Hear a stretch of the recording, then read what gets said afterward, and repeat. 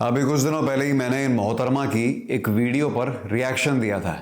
इस वीडियो में कन्या कह रही है कि कैसे मल्टीपल लोगों को डेट करना सबसे बेस्ट तरीका है पार्टनर ढूंढने का। तो मैंने इन्हें समझाने का एक प्रयत्न किया कि हे देवी, ऐसे अभद्र लॉजिक का प्रयोग ना करें। कुछ लोगों को यह बात तुरंत समझ में आ गई, लेकिन कुछ नारी रक्षक जो है समझ गए, उन्हें यह बात बिल्कुल पसंद नहीं आई। उनमें से कुछ का तो यह भी कहना था कि पास्ट इज पास्ट यार, सबका होता है। और बात सही भी है, होता तो सबका है, लेकिन खराब कुछ ही लोगों का होता है। तो ये सब सुनने के बाद कुछ कन्याएं और कुछ लौंडे भी कंफ्यूज हो गए। वो ना तो इस पार का समझ पा रहे हैं और ना ही उस पार पूरी तरह से जा पा रहे हैं। तो इस वीडियो में हम उन सभी के सारे प्रश्नों के उत्तर देने वाले हैं।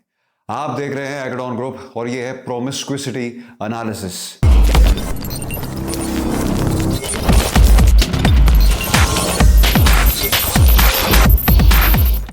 इंसानियत की शुरुआत से ही एक प्रश्न बड़ा चर्चा में रहता है, औरत को चाहिए क्या? और इसका उत्तर बड़े विस्तार से हमने दिया है इस वीडियो में।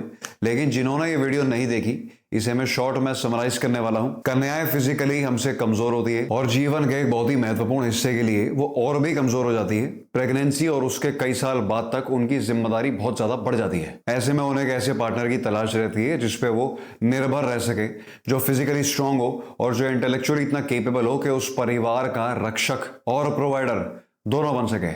अब प्रेगनेंसी इतनी बड़ी जिम्मेदारी है कि अगर उन्होंने गलत व्यक्ति का चुनाव किया तो उनके जीवन को भी खतरा हो सकता है। और इसीलिए महिलाएं पार्टनर सिलेक्शन को आदमियों से बहुत ज्यादा सीरियसली लेती हैं, या थी मतलब।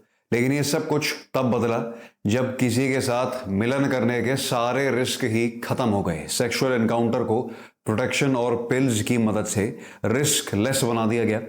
अब उनकी गलत चॉइसेस का कोई भी खतरा था ही नहीं, जिसके बाद उनके कपाट ही खुल गए।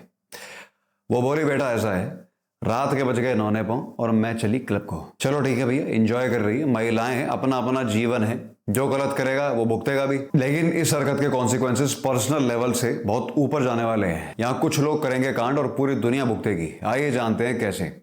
देखिए, तब हुआ जब मॉडर्न साइंस ने महिलाओं के लिए सेक्सुअल एनकाउंटर्स के रिस्क ही खत्म कर दिए। तब से कन्याओं के शॉर्ट टर्म रिलेशनशिप के स्टैंडर्ड्स बहुत ही ज्यादा बढ़ गए, क्योंकि इन जनरल भी लड़कियों की अप्रोच अपनी लीग से ऊपर की होती है। वो अपने से बेहतर आदमियों को प्रेफर करती है। जैसे हमने अभी अभी समझा भी है कि उनके रिस्क ज्यादा हुआ करते थे, तो कॉम्पिटेंस, आपकी क्षमता जो है वो हाई होना बहुत जरूरी है। और सोने पे सुहागा ये कि आदमियों के स्टैंडर्ड्स हमेशा से ही लो हैं, क्योंकि उनके पास ना तो कोई रिस्क है और बायोलॉजिकली वो अनगिनत बच्चों के पिता भी बन सकते हैं, जिसकी वजह से उनकी मिलन को लेकर मोटिवेशन बहुत हाई है। तो मॉडर्न सिनेरियो ये है कि लड़कियों के स्टैंडर्ड्स उनकी औकात से बिल्कुल ही पार जा चुके हैं। और इसका कारण ये है कि उन स्टैंडर्ड्स को उठाने के लिए एक से एक महारथी मौजूद भी हैं। लेकिन शॉर्ट टर्म के लिए, जिसे कन्याएं कहती है सिचुएशनशिप, इसमें टॉप लीग का आदमी उन्हें अप्रोच करता है, लेकिन वो केवल सेक्सुअल एनकाउंटर में इंटरेस्टेड होता है। अब रिस्क है नहीं और उस आदमी की केवल प्रेजेंस ही वर्थिड बन जाती है उसे वो प्रदान करने के जिसका वो भूखा है। इस केस में वो आदमी ना तो उनमें कुछ खास इंटरेस्टेड होता है और ना ही उनको सीरियसली लेता है, ना ही उन्हें किसी भी तरीके की कोई अटेंशन भी देता है, क्योंकि उसे बदले में वैसे भी सब कुछ मिल ही जाना है, तो क्या जरूरत। चलो, ये दोनों पगले आपस में जो करे उससे हमें क्या है कि नहीं। आपको शायद इस बात का अंदाजा भी ना हो, लेकिन आपकी पूरी जिंदगी बदलने वाली है, क्योंकि इस कल्चर के असली साइड इफेक्ट्स तो हमें अब देखने को मिलेंगे। देखिए, लड़कियों की अप्रोच कुछ ऐसी हुआ करती थी, वो जनरली निशाना ऊपर की तरफ ही लगाती थी, और अब उनकी अप्रोच कुछ ऐसी हो चुकी है क्योंकि इस लौंडे के स्टैंडर्ड नहीं है और इस लड़की का रिस्क नहीं है। तो इनका क्या होगा, क्या लगता है आपको? देखिए, ये हैं सोसाइटी के 90% आदमी। ये बहुत ज्यादा खूबसूरत नहीं है, बहुत ज्यादा मस्कुलर नहीं है, बहुत ज्यादा चार्मिंग भी नहीं है, लेकिन इन्हीं के सर पे सोसाइटी का 90% भार है। मतलब दुनिया की सबसे ज्यादा रिस्क और सबसे कम सैलरी वाली लगभग सभी जॉब्स यही आदमी करते हैं। ये लोग ऐसा इसीलिए करते हैं क्योंकि ये अपने परिवार को सिक्योरिटी और एक अच्छा जीवन देने के लिए किसी भी हद तक जा सकते हैं। अधिकतम आदमियों के लिए रिस्पॉन्सिबिलिटी ही उनके जीवन का सार होता है, लेकिन अब धीरे धीरे इन लोगों की परिवार बनाने की संभावना ही खत्म होती जा रही है, क्योंकि लड़कियों के स्टैंडर्ड्स इतने सुपरफिशियल हो चुके हैं और उसके बाद इनके ऊपर जो वर्षा की जाती है मैन हेटिंग कंटेंट की, इनमें से अधिकतम ने आज तक किसी कन्या का हाथ तक नहीं पकड़ा है। और इन्हें सुनने को मिलता है महिलाओं का वो फ्रस्ट्रेशन जो उन्हें इन आदमियों के द्वारा मिला था। अभी एनडीटीवी ने एक पोस्ट किया जिसमें उन्होंने बताया कि कैसे मेल स्पीशीज पोटेंशियली एक्सटिंक्ट हो सकती है, और उस पर महिलाओं का कुछ ऐसा रिएक्शन था, कुछ गधरिए यहां भी नारी रक्षक मोड ऑन। अरे तो क्या हुआ, अभी थोड़ी मर रहे हैं, अभी थोड़ी हो रहे हैं एक्सटिंक्ट। अरे कभी ना हो, लेकिन कन्याओं की एक्साइटमेंट तो देख। इन्हें को ये बताओ मेरे बच्चे कि अगर एक दिन भी आपके इन सपनों को साकार कर दिया जाए तो आपकी तशरीफ फट जाएगी, क्योंकि दुनिया की सबसे खतरनाक इंडस्ट्री में आदमी ही काम करते हैं। Mine worker, sewer worker, manufacturing plant, construction site, law enforcement, fire fighter, transportation, यहां तक कि आर्मी जैसी सभी फील्ड्स में भी 90% वर्कफोर्स इन्हीं आदमियों से बनी है। इसका मतलब बिजली बंद, पानी बंद, बिल्डिंग बंद और गाड़ी बंद, आग लगे, आंधी आए, बाढ़ आए, बम फटे, कोई बचाने वाला भी नहीं है। और ये जिस फोन पे मोहतरमा टपाटप नफरत कर ली है, ये कृपया इधर दे दें, क्योंकि इंजीनियरिंग, नेटवर्क मैनेजमेंट और हार्डवेयर इंफ्रास्ट्रक्चर जैसी सभी फील्ड्स भी लगभग 70 से 80% आदमियों द्वारा ही डोमिनेटेड है। जिसका मतलब है इंटरनेट बंद, फोन बंद, और अभी तो हमें गवर्नमेंट की, लॉ मेकर्स की, यहां तक कि फाइनेंस की बात तक नहीं करी है। इस कॉम्प्लेक्स सोसाइटी के इतने वाइटल फंक्शंस केवल कुछ मर्द अपनी जान हथेली पे रख के चला रहे हैं, जिनके अस्तित्व का भी इन विदुषियों को अता पता नहीं हो। आप लूप देखिए कितना शानदार है। लड़कियां खुद ब खुद अपने स्टैंडर्ड्स को आर्टिफिशियली इन्फ्लेट करके ऐसे लड़कों को एंटरटेन करती हैं जो उनकी लीग से कोसों आगे हैं।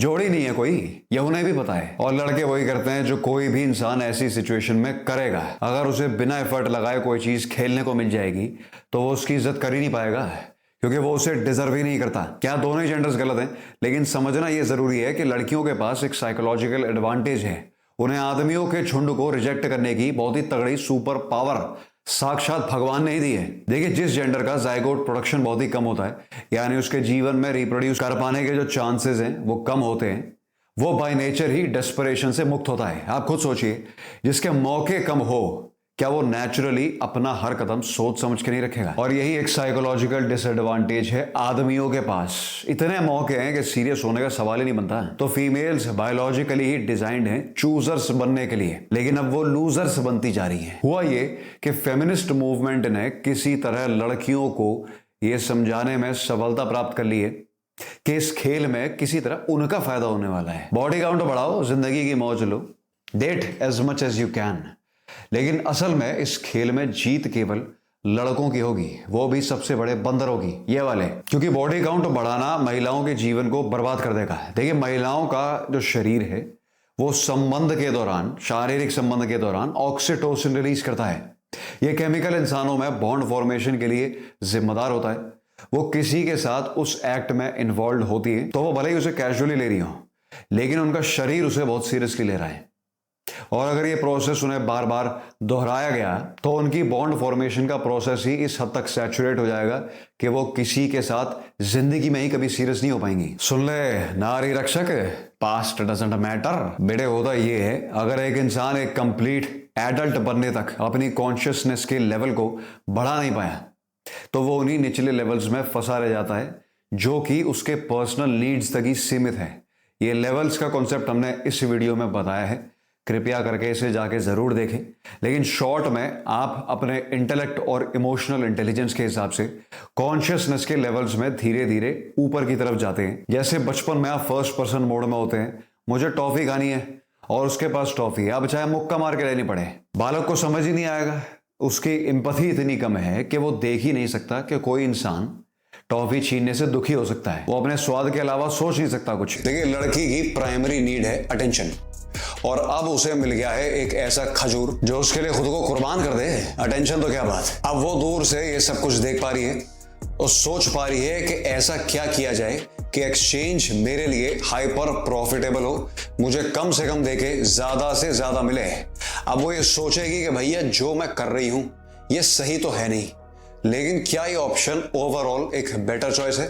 बिल्कुल। तो शुरुआती स्टेज के लेवल्स कुछ इसी तरह दिखते हैं। अब देखिए, यहां मसला ये नहीं है कि लड़कियां ईविल बन जाएंगी, बल्कि यह कि उनकी इमोशनल डेवलपमेंट यहीं कहीं ठप पड़ जाएगी। और फिर जब पास्ट डजंट मैटर वाला लौंडा वहां पहुंचेगा तो वो सब कुछ जानते हुए भी सुअर बना देगी। वापस बता रहा हूं, इसमें कोई ईविल नहीं है, केवल उसकी इंटेलिजेंस उसकी पर्सनल नीड्स पे ही ठप हो चुकी है। आपने कभी सोचा है, अगर शादी में दो लोग एक दूसरे से प्रेम करते हैं तो गवर्नमेंट को चिट्ठी भेजने का क्या मतलब है? अरे तुम ब्याह करो, लेकिन ये क्या बात हुई कि मैं ऐसा प्यार करता हूं तुझसे, इतना प्रेम है मेरे अंदर कि मैं लॉ को इन्वॉल्व कर लूंगा ताकि तू वापस भाग ही ना पाए। ये सुनने में तो अजीब है, लेकिन इसका अर्थ बहुत ही गहरा है। देखिए, लीगल प्रोसेस इसीलिए फॉलो करा जाता है ताकि वो दोनों लोग छोटी छोटी बातों पे डिसएग्रीमेंट के कारण अलग ना हो पाए। 100% अग्रीमेंट तो किसी रिश्ते में कभी भी नहीं आ सकता, और अगर लॉ इन्वॉल्व ना हो तो वो लोग जो इमोशनली इतने डम है कि दूसरे इंसान की नीड्स को प्रोसेस ही नहीं कर सकते, वो बात बात पे घर तोड़ देंगे। और वेस्ट में आपको इसीलिए इतनी हाई डिवोर्स रेट्स देखने को मिलते हैं, क्योंकि कैजुअल रिलेशनशिप्स आपकी इंटेलेक्चुअल ग्रोथ को ठप कर देती हैं और आप उसके बाद पर्सनल नीड से आगे सोच ही नहीं पाते। इंसान वस्तु बन जाता है। करके देख तू भैया पास्ट प्रिंसेस से, और पास्ट देखा ही इसलिए जाता है क्योंकि वो फ्यूचर का एक बहुत ही ज्यादा एक्यूरेट प्रेडिक्टर है। एज आई सेड, एक बार आप हुकअप की साइकिल में फंसे तो आप इंसान को इंसान की तरह देख ही नहीं पाएंगे। आप सैक्रिफाइस का मतलब ही भूल जाएंगे, आपकी पूरी एम्पैथी समाप्त हो जाएगी, और ये चीजें किसी चमत्कार के बिना ठीक की ही नहीं जा सकती।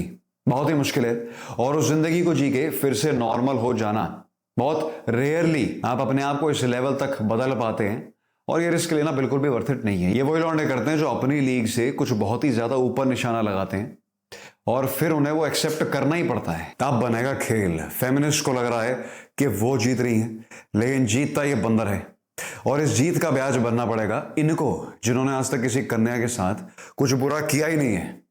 अब इन आदमियों का ना एक थ्रेशोल्ड है, और इन्होंने संसार को अपने कंधों पर कुछ चिरकुट नारियों की गाली सुनने के लिए तो उठाया नहीं है। आप खुद सोचिए कि एक एवरेज लुकिंग आदमी जो कोयले की खदान में काम कर रहा है, उसे घर आते ही फेमिनिस्ट की ऑल मेन से शुरू होने वाली ऐसी टारगेटेड बगरचोदी सुनने को मिल रही है। और डेटिंग के मार्केट में एंटर करे तो उसे पता चल रहा है कि एक मैच के 5-5 हजार रुपए देने पड़ेंगे, और कोई लड़की गलती से स्वाइप कर भी दे तो वो रिप्लाई नहीं करती, उसके भाव आसमान पार है। और वो गलती से भी रिप्लाई की सोचेगी तो केवल इस एंगल से कि ये तो बेचारा मुझे इतना प्यार करता है कि मुझे इसे प्यार करने की जरूरत ही नहीं है। तो अगर चूहे बिल्ली का ये हुकअप गेम खत्म नहीं किया गया तो पूरी सिविलाइजेशन ही कोलैप्स हो सकती है। इस सेक्शन के आदमियों के पास मेहनत करने के कारण खत्म होते जा रहे हैं, तो कम से कम इस मॉडल पर तो वापस आया जा ही सकता है। लेकिन फिर इलाज क्या है? इलाज जानने के लिए आपको वेट करना पड़ेगा इस वीडियो के पार्ट 2 का। कॉमेंट्स में हमें अपने विचार बताइए, और ये भी बताइए कि आपको इसका पार्ट 2 चाहिए भी या नहीं। आप देख रहे हैं एकेडॉन ग्रुप। हमारी आने वाली वीडियोस की लेटेस्ट अपडेट्स के लिए सब्सक्राइब करना बिल्कुल ना भूलें, और ये वीडियो जरा नारी रक्षकों को, अपने कुछ मित्रों को जरूर भेज दीजिए।